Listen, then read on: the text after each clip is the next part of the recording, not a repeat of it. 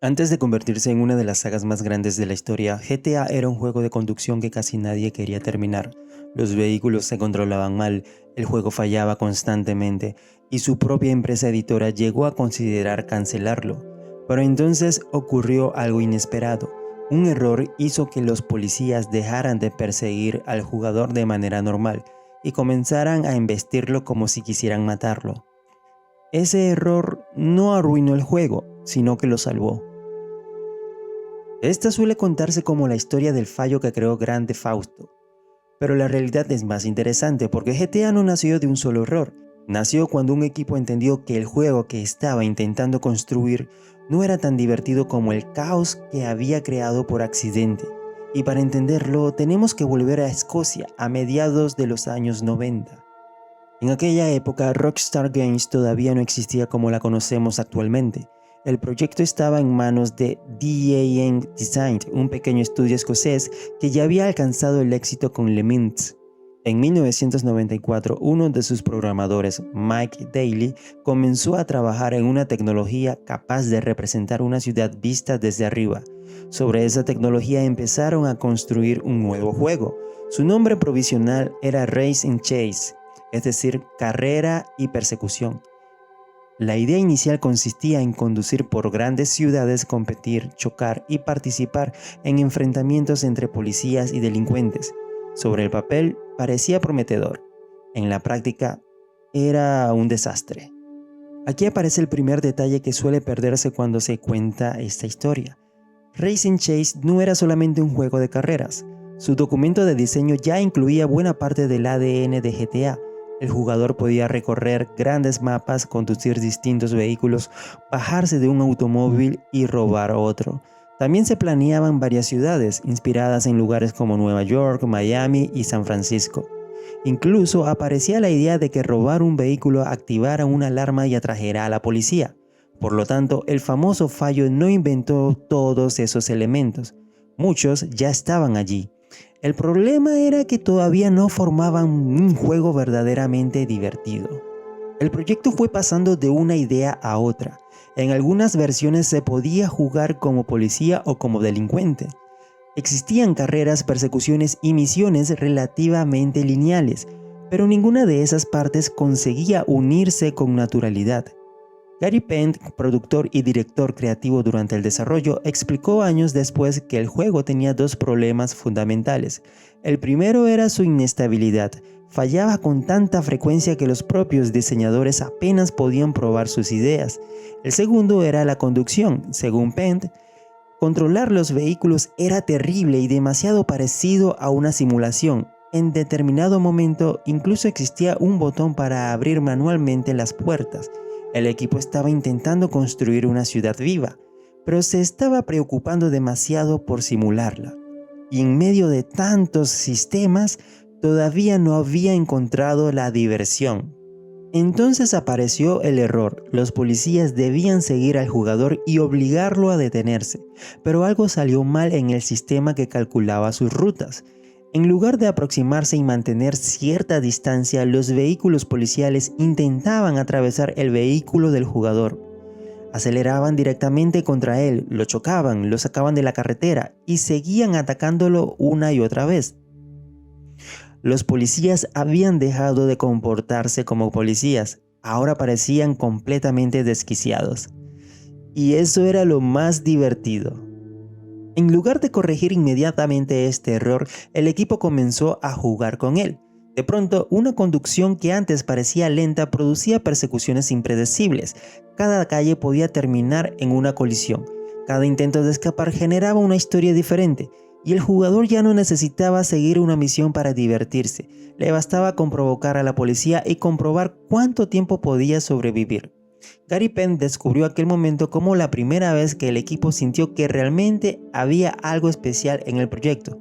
El error fue ajustado, pero su agresividad permaneció en el juego, porque acababan de descubrir algo fundamental. Ser perseguido era mucho más divertido que obedecer. Pero ¿por qué un error consiguió lo que tantos meses de planificación no habían logrado?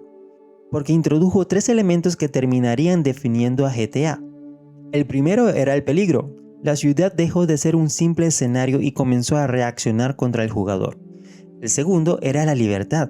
Ya no era necesario esperar a una misión que indicara qué hacer. El jugador podía crear su propio problema y tratar de resolverlo. Y el tercero era la imprevisibilidad. Los policías, los vehículos, los peatones y la propia ciudad podían chocar entre sí y generar situaciones que ningún diseñador había escrito previamente. Esa combinación transformaba el juego en una especie de juguete. El equipo proporcionaba las reglas, pero la historia aparecía mientras el jugador experimentaba con ellas. Al mismo tiempo, el equipo llegó a otra conclusión. Prácticamente nadie quería jugar como policía.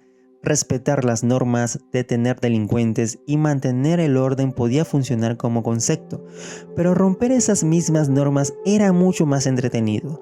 El proyecto comenzó a alejarse de la idea equilibrada de policías contra ladrones. La atención pasó al delincuente. Robar un vehículo dejó de ser una posibilidad secundaria y se convirtió en una mecánica fundamental. Escapar de la policía dejó de ser una consecuencia ocasional y pasó a formar parte del centro de la experiencia.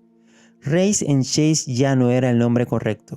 El juego empezaba a convertirse en Grand Theft Auto. Por eso, afirmar que un fallo creó GTA es una simplificación. El documento original ya contenía las ciudades, las carreras, los vehículos, los robos y las persecuciones. También existían otras influencias importantes.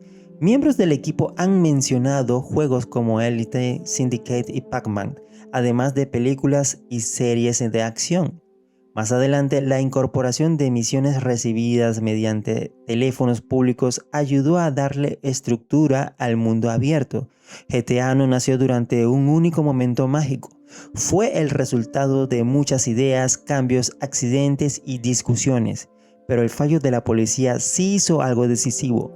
Le mostró al equipo qué debía proteger: el caos. Normalmente pensamos que un error es algo que debe corregirse. Y casi siempre es cierto.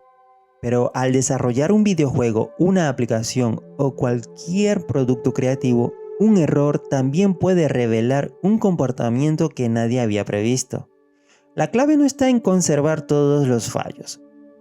Está en observar qué hace el usuario cuando el sistema deja de comportarse como esperábamos.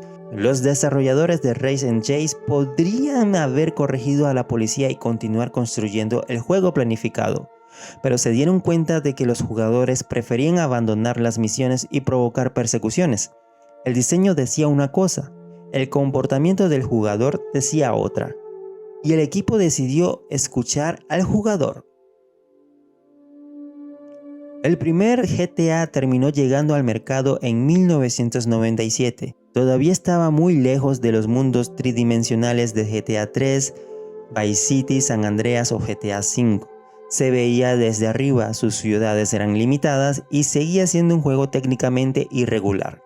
Pero su principio central ya estaba allí: una ciudad abierta, un jugador con libertad y un sistema dispuesto a reaccionar cuando todo comenzaba a salir mal.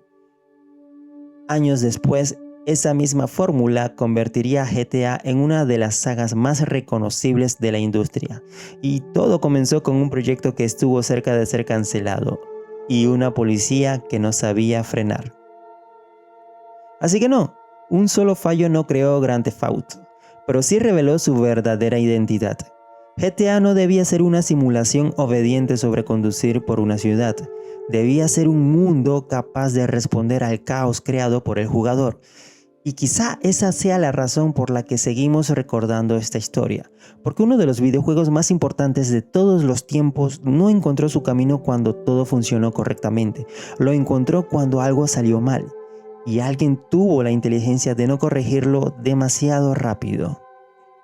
A veces el error no es el problema, es la pista. Y este no fue el único accidente que cambió la historia de los videojuegos. En el próximo video veremos cómo una mecánica diseñada para recompensar al jugador terminó convirtiendo el ocio en una deuda. Si el video te gustó, suscríbete al canal, dale a like y activa la campanita.